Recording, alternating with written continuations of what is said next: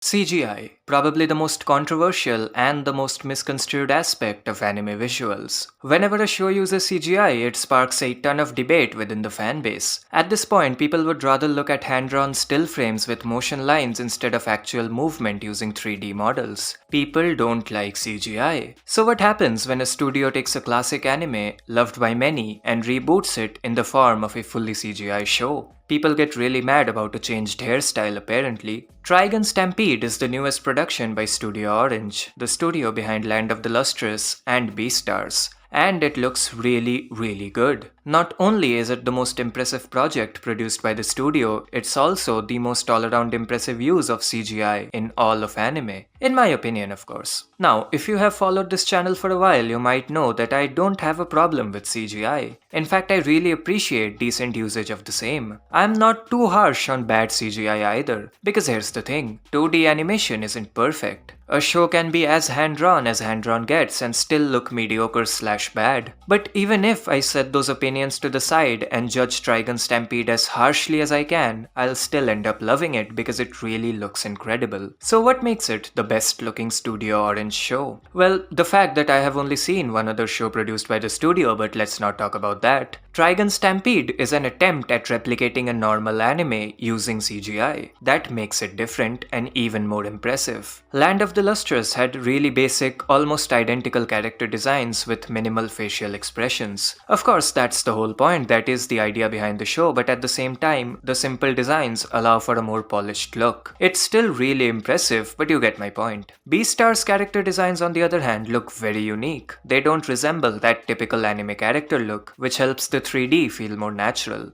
When you see a regular anime character, your brain expects it to move in a typical 2D character-like manner. This automatic association can be avoided when the designs don't look very human, which is why 3D objects and mechs look a lot better than 3D humans in an anime. Trigun Stampede replicates an anime. The designs look like anime characters, the designs are detailed, the designs show facial expressions, and the designs look different from one another. On paper, this should have been a disaster, a laughingstock, a project way too ambitious for its time, but it wasn't. It looked perfect. Not only did it utilize the advantages of 3D, it also negated the drawbacks of the medium. The characters and their movements are the most impressive aspect, to me at least. Like I said, the characters look normal. They move normally and they are presented normally. They don't spin the camera around constantly or fill half of the screen with smoke to hide any awkward moments. And I don't think I've made this clear enough, that is ridiculously impressive. But the staff didn't stop there. Creating natural looking 3D models is a feat rarely achieved, but they took it a step further. They managed to make the characters act. The 3D models moved in that exaggerated anime style. I can only imagine how complicated the rigging process was. The rigging on Vash's model alone needed to be redone 30 times.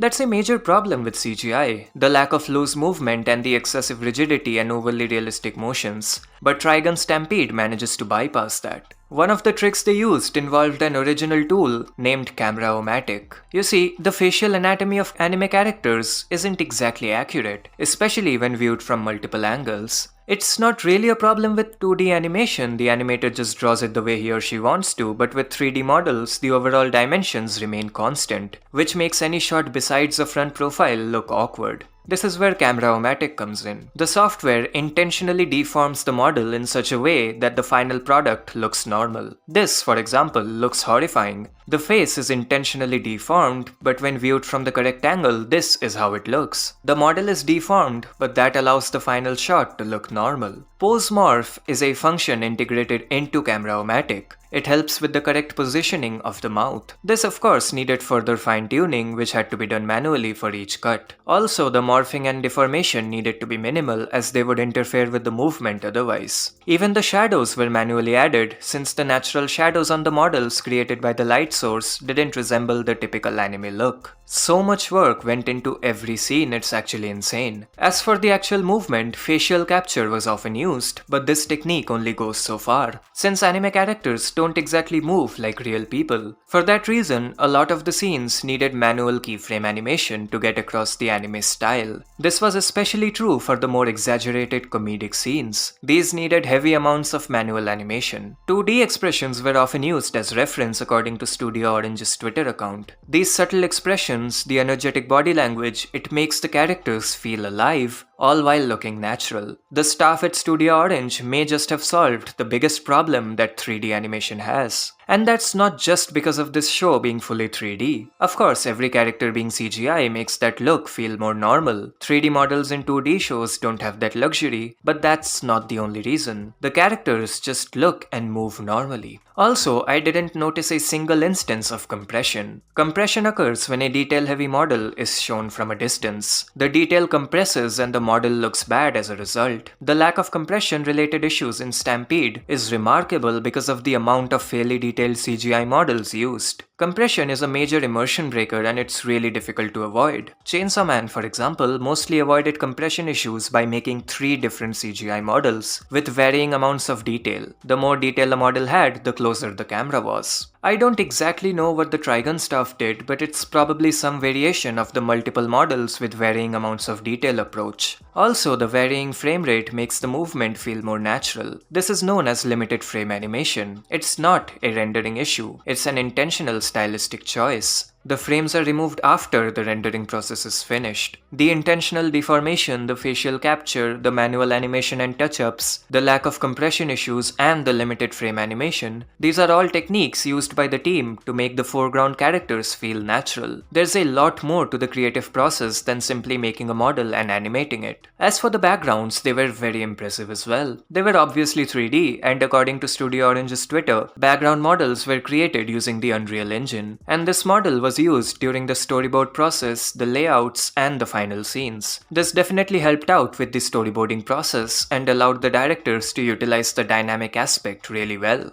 Also, notice how the backgrounds are fairly stylized. They are not photorealistic. This helps the foreground and the background to blend in really well. And it adds to the normal anime look that this show is going for. Everything I talked about so far allowed Trigun Stampede to bypass the problems with CGI. Once those were taken care of, the team could explore the advantages of CGI. And explore them they did. Long dynamic shots, ridiculously large set pieces, large amounts of moving objects, camera tracking, this show did it all. It leaned into the 3-dimensionality of each scene but didn't overdo it. The scenes didn't feel too excessive and migraine-inducing. They struck the perfect balance. Of course, this isn't anything new. Several shows have utilized 3D backgrounds and created some dynamic shots. The use of CGI also allowed for some large-scale scenes. You cannot draw a million knives and have them move in an organized manner, but with the power of 3D you can. The team could execute these huge scenes with tons of moving elements. I won't go through the show scene by scene, but I will talk about the final fight, which is a culmination of everything I talked about up until this point. The facial expressions, the natural movements, the perfect amount of dynamic camera work, the large scale, the fight had it all. The camera tracking near the start made it feel like a video game in the best possible way. It felt like I was there and the fight was unfolding right in front of me. The long shots managed to get the tension across incredibly well. The fight had weight, it had intensity, things that are generally missing when it comes to 3D animation. Trigun Stampede was an awe-inspiring production. Everything about this show was perfect. It was a passion project which used CGI because it wanted to. The CGI wasn't a time-saving approach. In fact, the show would have taken less time if it wasn't 3D. The staff also had a lot of time. If I'm not mistaken, this show had been in production for 5 whole years, and the final product reflects that.